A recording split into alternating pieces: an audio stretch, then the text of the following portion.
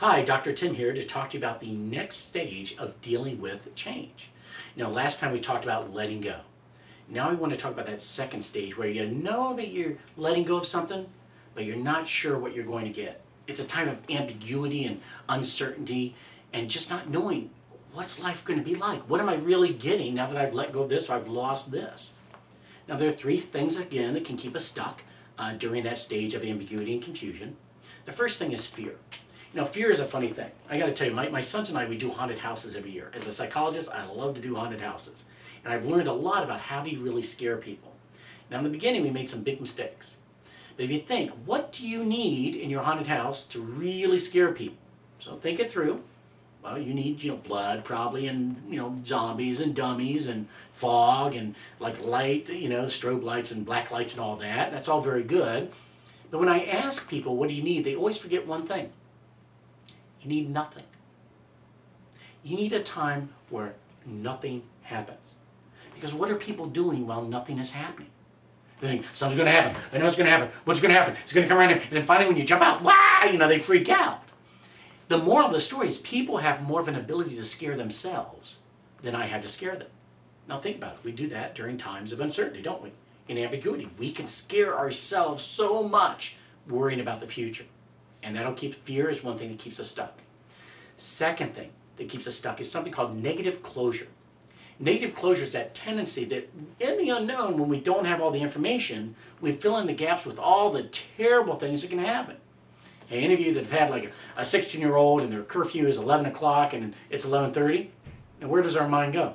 They're in a ditch, right? Or they're up to no good. It's always something really bad. And we do this because in primitive days, that was a very adaptive mechanism. If you're walking through the woods and you hear a noise, it was good to think, that could be a bear. That's a little scary. Get ready to, run or to fight it. But that's with physical danger. In our world, where it's less physically dangerous for most of us, that negative closure can throw off our senses and can keep us stuck in times of change. The third thing that can keep us stuck is hypothesis bias.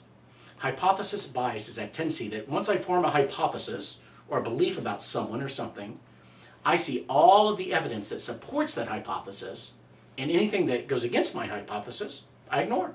For example, if you think someone's a jerk, and you notice all the jerky things they do, oh, look at that, oh, I knew it was a jerk, oh, look what he did that, I knew it was a jerk. What do you do if that person does something nice for you? Well, most of us will say, well, you know that guy, he must want something. We'll somehow discount the nice behavior because we have this hypothesis that we're stuck in. So those three things, fear, negative closure, and hypothesis bias, can keep us stuck in this time of ambiguity as we're trying to navigate change. So what do you need to do? Well, number one, with fear, we need to take ownership of this and realize I do have more power to scare myself than other people have. And we have to learn techniques to soothe our fear. Relaxation training, yoga, progressive muscle relaxation where you tense and relax muscles until you ease your body, or imagery. But learn some technique for easing fear and just kind of accept it's normal. In change, it's okay to be afraid. We're all afraid in change. So just kind of say, okay, it's normal. Well, let's just navigate it anyhow. So that's with fear. What do you do with negative closure? Well, one thing we have to challenge ourselves that, well, what are some of the positive possibilities? What are some of the good things that could happen in the future? In fact, instead of even saying what might happen, go to what do I want to happen? Take control of it. Be creative about it. Okay, if I'm really creative, instead of saying what are they going to do, what am I going to do to create the future I want? And then in terms of hypothesis bias, it's pretty much as simple as making sure you're studying all sides. If you think someone's a jerk, then also say, well, where might they be nice? If you think there's danger at work, you might get fired, well, think about where might I have security too? And so make sure you're studying all sides of your hypothesis so it's a fair hypothesis. In our next segment, we'll talk about the last stage and the exciting stage of rebuilding through change.